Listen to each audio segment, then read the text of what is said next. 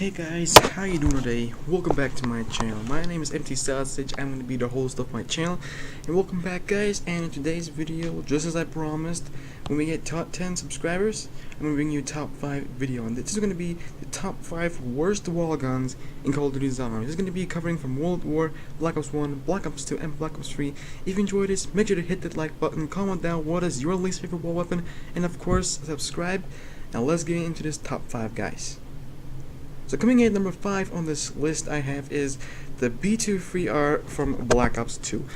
Now I know a lot of people are going to be hating for this part, and hear me out guys, this is my reason why I don't like the B23R. First off, it's a wall weapon you can buy off the wall for 1,000 points. On some maps it's 750. And I will not pay that much points to get a pistol of this type. It's a free round burst pistol, so when you buy it off the wall you think like, okay, I got a good amount of ammo, and you just don't. You're gonna run out of ammo within the round you bought it. You're gonna have to constantly buy ammo off the wall, or you're gonna rely on a max ammo. This gun just really is not worth the time.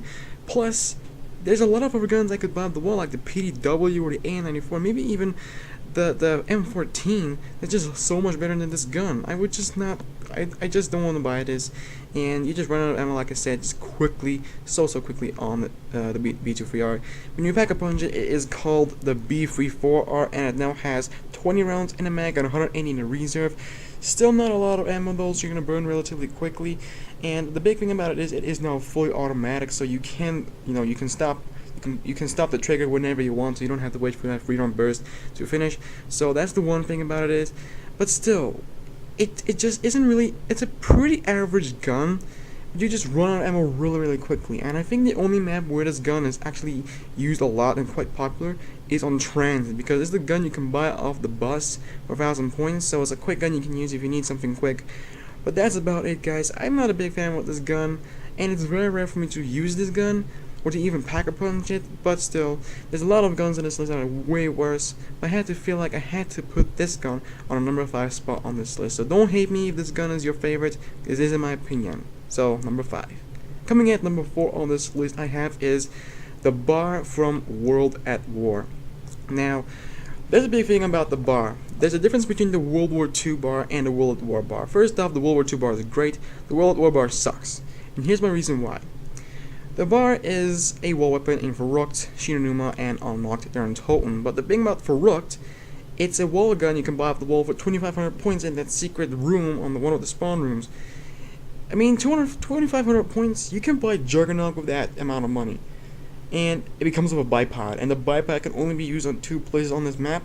First off, the one place is in the room where you buy it with that window, and it's really hard to find the right spot to actually use it. And the second spot is on a teammate's head. So a teammate's gonna stand in front of you in order to use the bipod, and trust me, nobody's gonna let you use the bipod on their head. And this gun really is not worth the time. And then I mentioned on Verrückt, you can actually buy this gun on a different spot on the map, and not just in that one room in particular. For 2,500 points, you can buy this gun. It's just not worth it. You can buy Jug with that amount of points. It'll just be a lot more safer than using the bar.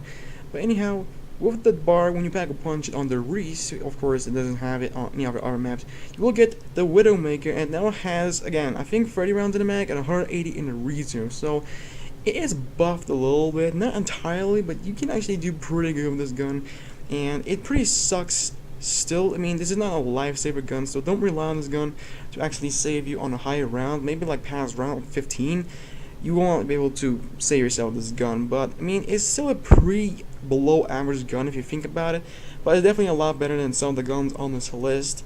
But the big thing I don't like about this gun, it doesn't have a lot of ammo. It is not a wall weapon on the Reese, but it is a wall weapon on all the other maps, and of course those maps don't have the pack-a-punch, so this is what you probably would get if you pack-a-punch it. This gun, it just really is not worth the time. Maybe for 1,400 points like in the other maps, but 2,500 points, it just is not worth it, and it comes in on our number 4 spot on this list. At number 3, we have is my least favorite gun on Black Ops 1, the PM63. Now, I'm gonna be honest, back when I first started playing Black Ops 1 with my friend, this is the gun I played with all the time. I didn't like any of the other guns. This was a submachine gun I could use, and it was pretty decent in multiplayer. But as we know, multiplayer and zombies, the guns are not always the same. Sometimes it's good, sometimes it's bad. First off, you can buy the wall for 1,000 points. which is pretty average for any gun out there. But did you see the ammo? Yeah, you get 120 rounds. So you can run out of ammo within a round you bought it. I mean, you can just buy off the M14 or the MP40 just by opening up another door. You're gonna have to constantly buy ammo all the freaking time. It's just not worth getting this gun. And if you don't have enough points to get ammo, you're gonna have to rely on a max ammo, which might not even happen. So you gotta make sure that you got a decent gun to rely on in case that gun, the PM63, runs out of ammo, which it probably will run out of ammo. And it's just not worth getting this gun. Make sure to do yourself a favor and don't pick up this gun. But that's not the big thing. That's not the biggest thing that I hate about this gun. It's the Pack-a-Punch variant, guys. When you Pack-a-Punch the PM63, it's no longer a single submachine gun. It's now a dual submachine guns called the Tokyo and Rose. And let me tell you, the gun is actually a lot worse when you Pack-a-Punch it. You don't get a regular PM63, you get dual wield. You get 25 rounds in each, and you get the same amount of ammo you would get for a regular PM63. And this thing just hip fires all the way because you obviously can't aim down sights. This gun, trust me, you're gonna run out of ammo within the exact. You're not gonna run out of ammo in a second. Trust me.